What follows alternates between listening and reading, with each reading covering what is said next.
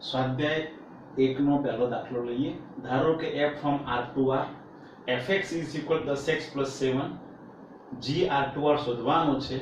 gof is equal foc બરાબર ir તદિ વિધેય એવું તમને રકમમાં આપેલું છે. મતલબ રકમમાં તમારા જોડે બે પક્ષ આપે છે. fx આપી દીધો છે, gx શોધવાનો છે, gof બરાબર foc બરાબર ir તદિ આપણને આપ્યું છે. હવે દાખલો બે રીતે કરી શકાય, પરંતુ તમારા જોડે f વિધેય આપેલું છે, એટલે બહારનું વિધેય આપણને આપ્યું છે, તો અહીંયા gof કરતા foc લઈએ. foc બરાબર ir તો તમને સહેલો પડશે, તો આપણે foc is equal ir લઈએ અને therefore foc of x મતલબ irx અને irx એટલે તદે વિધેય અને તદે વિધેય એટલે irx એટલે x કહી શકાય. ચલો, કેમ foc લીધું આપણે? સહેલું એટલા માટે પડશે તમારા જોડે કઈ વિધેય આપી દીધું છે, f આપી દીધું છે, માટે બહારનું વિધેય આપેલું હોવાથી આપણે foc લઈને કરીએ તો દાખલો સહેલો પડશે. તમે gof લઈને કરશો તો પણ સહેલો તો પડશે જ, પણ આપણે gof નહીં લઈએ, foc લઈએ.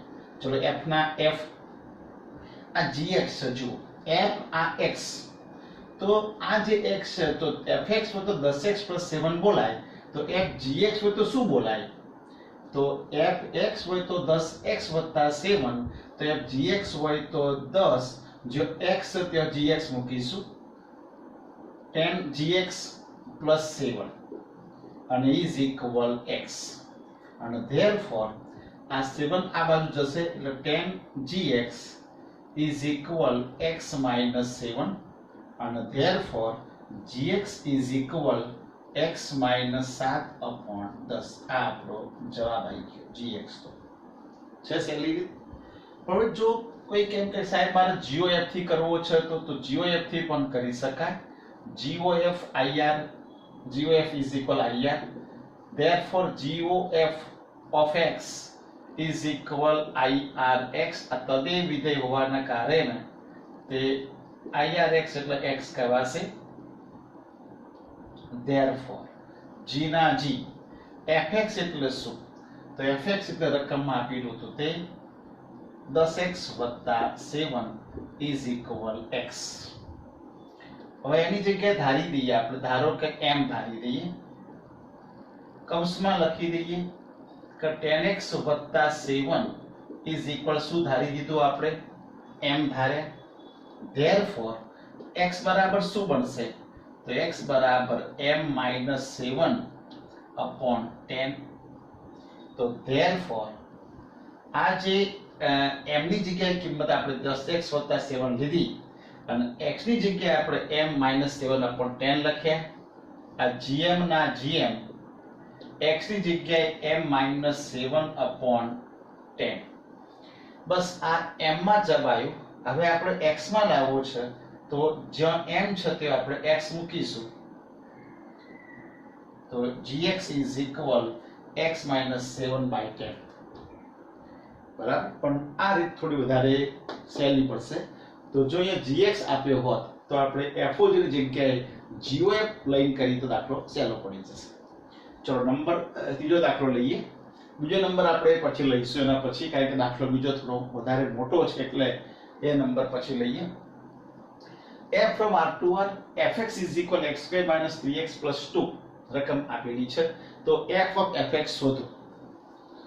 f of fx is equal f ના f fx એટલે શું? તો fx એટલે x square minus 3x plus 2. આ fx આ જે આપેલા હતા તે મૂકી દીધા. હવે એની જગ્યાએ આપણે ધારી દઈએ m, લખી દઈશું કૌંસમાં x square minus 3x plus 2 is equal m લેતા. ચલો, is equal fx હોય તો x square minus 3x plus 2 બોલાય, તો fm હોય તો શું બોલાય? તો fm હોય તો m square minus 3m plus 2, મતલબ જ્યાં x છે એની જગ્યાએ m બોલાય.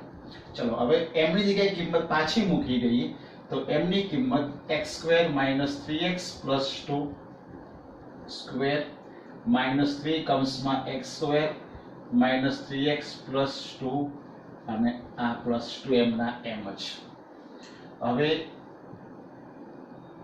એનું વિસ્તરણ કરીશું ત્રણ પદોનો હોલ સ્ક્વેર, તો પ્રથમ પદનો સ્ક્વેર વત્તા બીજા પદનો સ્ક્વેર વત્તા ત્રીજા પદનો સ્ક્વેર વત્તા 2 પહેલું પદ ગુણ્યા બીજું પદ વત્તા 2 બીજું પદ ગુણ્યા ત્રીજું પદ વત્તા 2 ત્રીજું પદ ગુણ્યા પહેલું પદ. આ એનું વિસ્તરણનું સૂત્ર.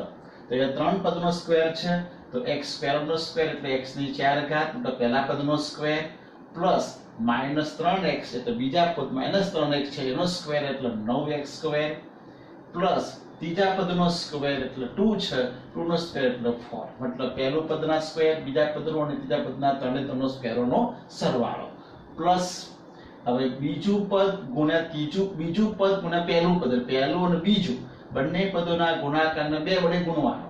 તો 2 ગુણ્યા આટલા એટલે માઈનસ થશે 2 ગુણ્યા 3 6 અને x ની ઉપર 3 ઘાત. આ બેને 2 વડે ગુણી દેવાનું. ચલો હવે 2 ગુણ્યા બીજું ગુણ્યા ત્રીજું, તો આ બીજું આ ત્રીજું અને આગળ 2 વડે ગુણવાનું. તો ઓછા વત્તા ઓછા થશે 2 તરી 6 અને આગળ બીજો 2 એટલે 6 દુના 12x. હવે 2 પહેલું અને ત્રીજા પદનો ગુણાકાર, તો પહેલું પદ x સ્ક્વેર ત્રીજું પદ 2 અને એને 2 વડે ગુણો બંને પ્લસ છે એટલે પ્લસ આવશે 2 ગુણ્યા 2 4x સ્ક્વેર. હવે પેલા પદનો કૌંસના -3 વડે ગુણવાનું એટલે -3x square minus minus plus 9x plus minus minus 6 plus 2 is equal x ની 4 ઘાત એમના એમ જ ઘન વાળું પદ એક જ છે તો -6x ઘન સ્ક્વેર વાળા પદો આ બે છે ત્રણ પદો તો 9 માંથી 3 જતા રહે એટલે +6 અને +4 એટલે +10x સ્ક્વેર. ચલો હવે x વાળા પદો આ બંને ભેગા કરીએ તો +9 -12 એટલે -3x રહેશે અને આ +4 +2 એટલે +6 -6 જતા રહેશે. તો આ આપણું f of fx મતલબ f of fx કહી શકાય. નંબર બીજો દાખલો, ધારો કે w એ પૂર્ણ સંખ્યાઓનો ગણ છે. રકમ w એ પૂર્ણ વર્ગ સંખ્યાઓનો ગણ છે. પૂર્ણ વર્ગનો મતલબ એવો થાય કે એની અંદર 0 થી શરૂ થઈ ધન વાસ્તવિક સંખ્યાઓ મતલબ પ્રાકૃતિક પદ પણ 0 થી શરૂ થઈ 0 1 2 3 એવી સંખ્યાઓ એટલે એને કહેવાય પૂર્ણ સંખ્યાઓ. f w to w fn is equal n-1 જો n કેવો છે અયુગ્મ હોય તો, અને fn is equal n+1 જો n યુગ્મ હોય તો. સાબિત કરો કે f એ વ્યસ્તક્ષમ છે. વ્યસ્તક્ષમ એટલે એનું પ્રતિવિધેય મળે છે મતલબ એ એકવી છે અને વ્યાપ્ત છે એટલે કે પ્રતિવિધેય શક્ય છે એટલે કે વ્યસ્ત મળે છે. અને પાછો પ્રશ્ન છે કે f નો વ્યસ્ત શોધો. તો પહેલા આપણે વિધેયને એક અને વ્યાપ્ત બતાવવું પડશે. જો w એટલે 0 થી શરૂ થઈ n સુધીની પ્રાકૃતિક સંખ્યાઓ જેને પૂર્ણ સંખ્યાઓ કહેવામાં આવે. w બરાબર 0 1 2 3 up to n. fn is equal આપણા જોડે બે આપેલા છે n-1 ક્યારે n-1 લેશું જ્યારે n અયુગ્મ હોય ત્યારે, અને n+1 ક્યારે લેવાનું જ્યારે n યુગ્મ હોય તો. આ આપણું વિધેય આપ્યું છે. હવે આપણે પહેલા લઈએ એક માટે એક ચકાસી લઈએ અને પછી વ્યાપ્ત ચકાસી લઈએ. તો એક માટે અહીંયા તમારા જોડે જો એક માનાંકનો દાખલો, એક માનાંક મોડ્યુલસ અને એક યુગ્મ આ દાખલાઓ વધારે તૈયાર કરવાના કારણ કે એમાંથી દાખલો પેપરમાં મોટા ભાગે કાંઈક પૂછી શકે છે. તો યુગ્મ અયુગ્મનો જ્યારે દાખલો આવતો હોય ત્યારે આપણે આવા વિકલ્પો અલગ અલગ વિચારવાના. એક વિકલ્પ એવું વિચારવાનું કે આ બંને જે n છે એટલે કે આ n અને આ n બંને n એટલે કે બંને સંખ્યાઓ આપણે યુગ્મ વિચારવાની. બીજો વિકલ્પ બંને સંખ્યાઓ અયુગ્મ વિચારવાની.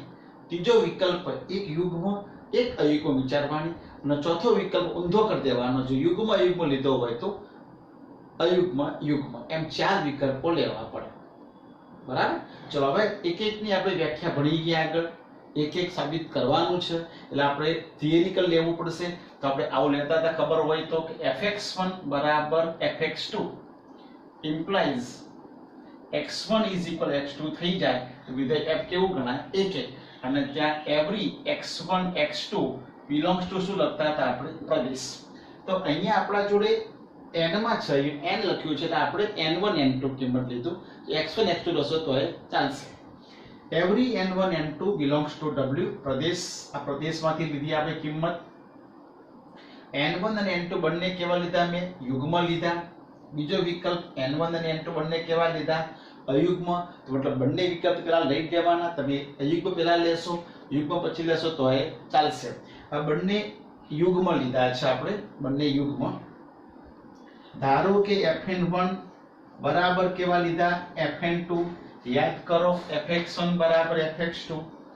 ધેરફોર fn1 પણ n1 કેવો છે? યુગ્મ. તો આ યુગ્મ કા યુગ્મ? તો આ યુગ્મ તો યુગ્મ જવાનું. જો n યુગ્મ હોય તો n+1, તો n1 યુગ્મ હોય તો n1+1 is equal n2 પણ યુગ્મ છે તમારે જવાનું fn2 તો n2+1. ચલો બંને બાજુ એક એક ઉડી ગયા. therefore n1 બરાબર n2 મતલબ fn1 બરાબર fn2 લેતા n1 બરાબર n2 મળી જાય છે.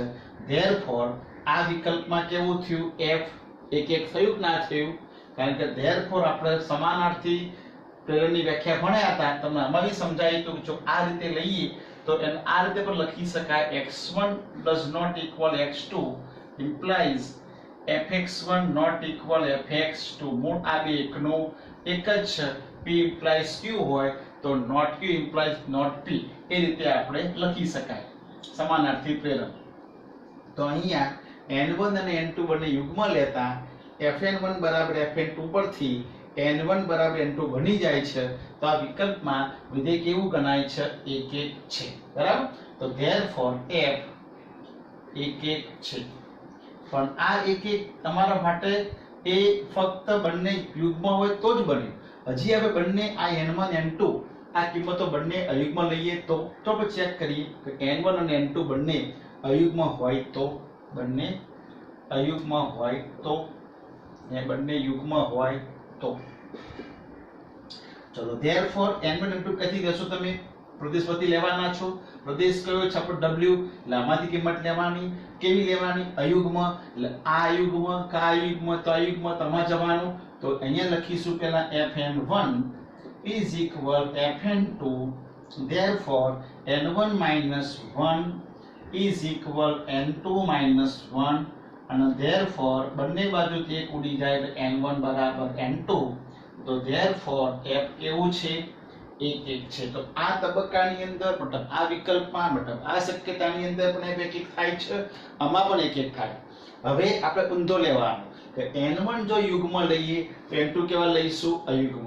અથવા n2 અયુગ્મ n1 તો n2 યુગ્મ. મતલબ એક યુગ્મ લેવાનો અને એક શું લેવાનું? અયુગ્મ. જો આ યુગ્મ તો આ અયુગ્મ અને આ અયુગ્મ તો આ યુગ્મ એવો લેવાનો. ત્રીજો વિકલ્પ તો બે વિકલ્પ લખ્યો ઉપર જો n1 કેવો લખ્યો? યુગ્મ.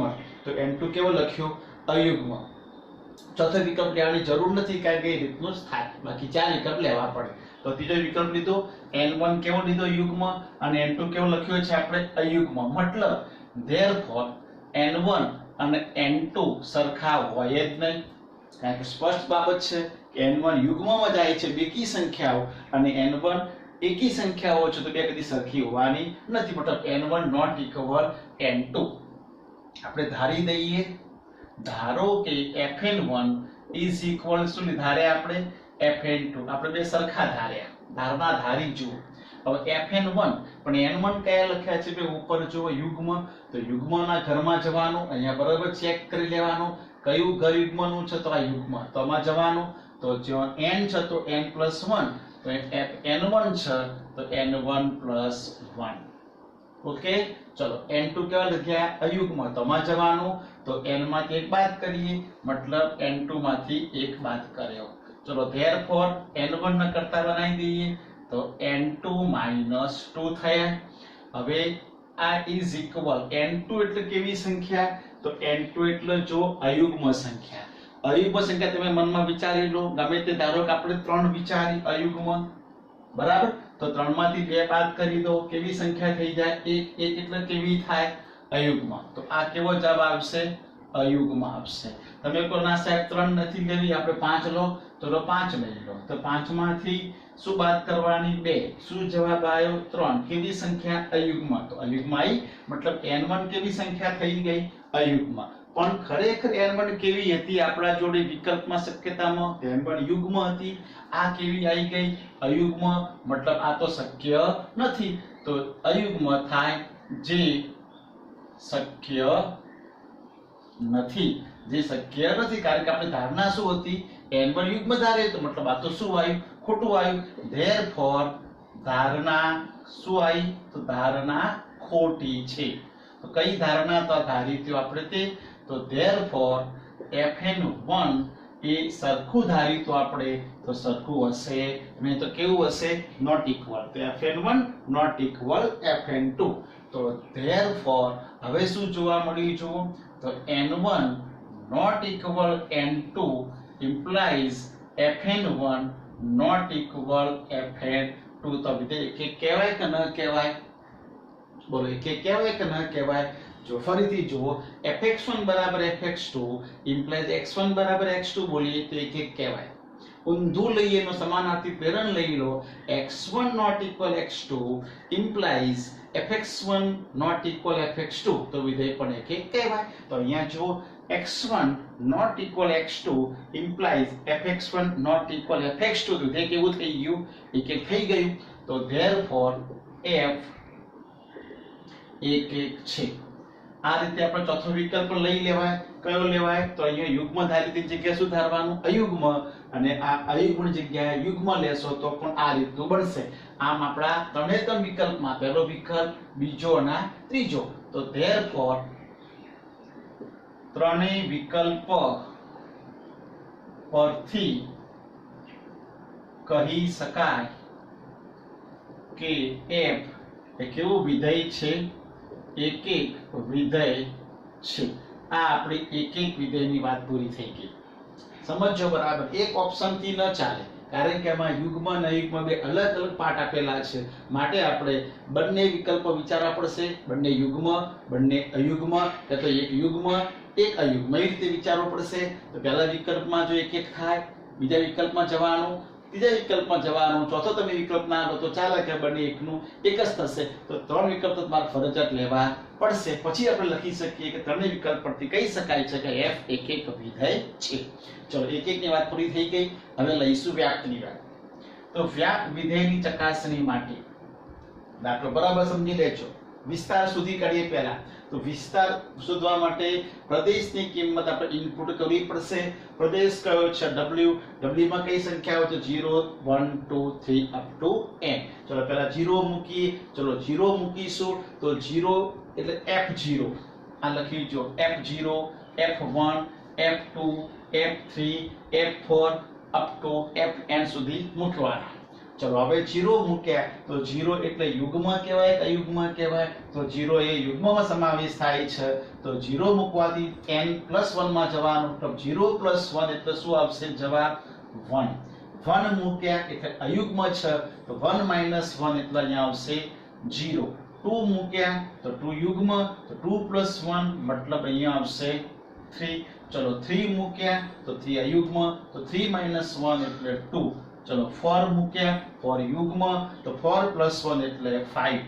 ચલો 6 મૂક્યા, 6 યુગ્મ અયુગ્મ, 4 5 બાકી રહ્યા, 5 મૂક્યા તો 5 કેવા? અયુગ્મ, 5 માંથી 1 જાય તો 4। ચલો 6 મૂક્યા, 6 કેવા? યુગ્મ, તો 6+1 એટલે 7। આમ અપ ટુ ચાલ્યા જ કરે। તો કહેવાનો મતલબ આ જે જવાબ છે એ વાસ્તવમાં 0 1 2 3 4 5 અહીંયા 6 આપવાનું જ છે, 7 અપ ટુ n સુધી મળશે। તો આ જે 0 1 2 3 4 5 6 7 જે આયા અનંત સુધી, એ વાસ્તવમાં શું છે આપણા જોડે? તો એ w જ છે। અને w એ કોણ છે? સપ્રદેશ, મતલબ વિસ્તાર ઇઝ ઇક્વલ સપ્રદેશ, અને વિસ્તાર ઇઝ ઇક્વલ સપ્રદેશ હોય તો f કેવું ગણાય? વ્યાપ્ત ગણાય। મતલબ આ રકમની અંદરથી આપણે દાખલામાંથી ગણતરી કરી તો એક પણ જોવા મળ્યો અને વ્યાપ્ત પણ જોવા મળ્યો। જો એક અને વ્યાપ્ત હોય તો આપણને વ્યસ્ત સમ છે તેમ કહેવાય, મતલબ એનો પ્રતિવિધેય મળે છે, એટલે f ઇન્વર્સ મળશે। ચલો આ આપણો એક ટોપિક પૂરો થઈ ગયો। હવે વ્યસ્ત શોધવાનો છે. વ્યસ્ત શોધવા માટે બહુ ઈજી છે, પણ થોડું સમજવું પડશે. જો n યુગ્મ હોય તો, જો n યુગ્મ હોય, n યુગ્મ હોય તો n+1 કેવા થાય? જો n યુગ્મ હોય તો n+1 કેવા થાય? યુગ્મ કિંમત તમે મનમાં વિચારો. ચલો આ n મેં કેવા લીધા અહીંયા યુગ્મ, તો n યુગ્મ લો તો n+1 કેવા થાય? n એટલે યુગ્મ તમે કિંમત વિચાર કરો. ચલો 0 વિચાર્યા, 2 4 6 8 અનંત સુધી. હવે n યુગ્મ એમાં એક ઉમેરો તો 0 માં એક ઉમેરી દઈએ મતલબ 1, એક ઉમેરીએ 3, એક ઉમેરી દઈએ 5, એક ઉમેરી દઈએ 7, એક ઉમેરી દઈએ 9. તો આ બધી સંખ્યાઓ કેવી આવી? અયુગ્મ. મતલબ જો n યુગ્મ હોય તો n+1 કેવી થશે? અયુગ્મ થશે. ચલો therefore fn+1 મતલબ અહીંયા જવાનું કે તો અહીંયા એ આપણે ચેક કરીએ ફરીથી. જોજો હવે fn, જો n અયુગ્મ હોય તો તમે n-1 કરજો, અને યુગ્મ હોય તો n માં 1 ઉમેરજો. એ તમારું રકમમાં પક્ષ તરીકે આપ્યું છે. તો અહીંયા n કેવો હતો આપણો? યુગ્મ. તો n+1 કેવો થઈ ગયો? તો n+1 આપણો થઈ ગયો અયુગ્મ. તો અયુગ્મ એટલે આ તો ઉપરવાળો. તો જો આ અયુગ્મ હોય તો આ અયુગ્મ આ અયુગ્મ, તો એની અંદર એક બાદ કરો તો આ અયુગ્મ આ અયુગ્મ, તો આમાંથી એક બાદ કરો. એક બાદ થઈ ગયો, કૌંસ છોડી દો, શું જવાબ આવે? n.